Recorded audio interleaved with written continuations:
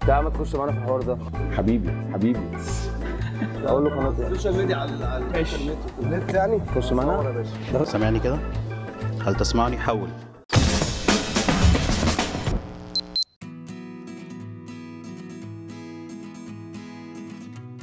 اللي دخل جديد هتلاقي شركة هواوي، لينوفو، اسوس، كل دول يعني امكانياتهم كويسة وسعرهم رخيص، وده اللي بيهم المصريين عموما، والضمان بتاعهم كويس. سامسونج واخده حصة كبيرة من السوق، 60 او 70% تقريبا، بس كبيع وكمعدل اجهزة بينزل والتجار بيشتروا منه هتلاقيها في الهواوي مثلا. لما الكاستمر بدا يتحول او يحصل له موف من الحته بتاعت نوكيا لسامسونج، بقدر يتغير لشركات ثانيه، بقى شركات ثانيه تخش زي هواوي، لينوفو، اوبو، اتش سي. وجهه نظري في خلال السنه اللي جايه ديت سامسونج هتنحصر اكتر.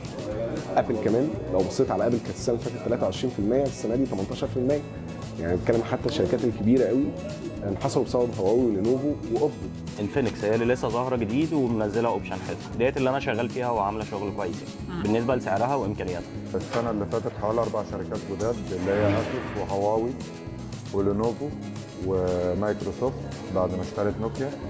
بالنسبة للأداء، هي الأداء فيه منافسة قوية ما بين الشركات بالنسبة لسعر المنتج وجودة المنتج.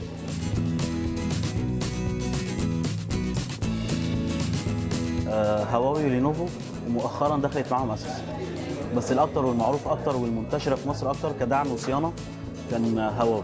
هواوي ولينوفو دلوقتي الاثنين اكتر شركتين حتى عالميا، مش هنتكلم بره، لو سافرت اي دوله في بره مصر هتشوف كده. هواوي بتعمل ده دلوقتي، فالفتره الجايه هتبقى شغلها كويسه. انت مثلا لو هتقارن هتجيب موبايل سي مثلا ب 1000 جنيه في هواوي، نفس الامكانيات في سامسونج ب 1000 وكسور. هي دلوقتي هواوي حاليا هي اللي بتطلع بعد سامسونج. يعني سامسونج السنة اللي فاتت والسنة اللي قبلها كانت هي اللي مسيطرة على السوق كله. دلوقتي في هواوي وفي لينوفو وفي اسوس، هي دي اللي بتقدر بتقدم اسعار بامكانيات سامسونج بس بسعر رخيص.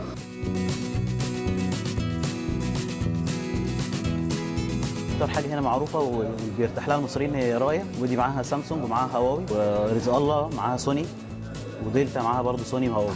اوبو، هواوي، اتش سي. مريح دماغي الخدمه بتاعت الافتر سيلينج بتاعته هايله فوق الهايله. كلهم واحد، كلهم واحد في التعامل مع العميل، يعني كلهم زي الفل. هم بيضمنوا عيوب الصناعه، فاي حاجه خارج عيوب الصناعه مفيش حد بيضمنها ايا كان انهي شركه، لكن هم كلهم كويسين في خدمه ما بعد البيع. سوني وبعد كده بتيجي هواوي، بعد كده بتيجي سامسونج.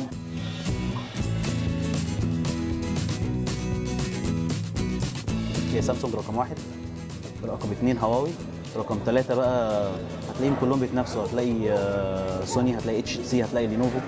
هواوي، سامسونج وشارتن، ابل، لينوفو. هي اولهم ايفون ابل، وممكن سامسونج، لينوفو، هواوي، انفينكس.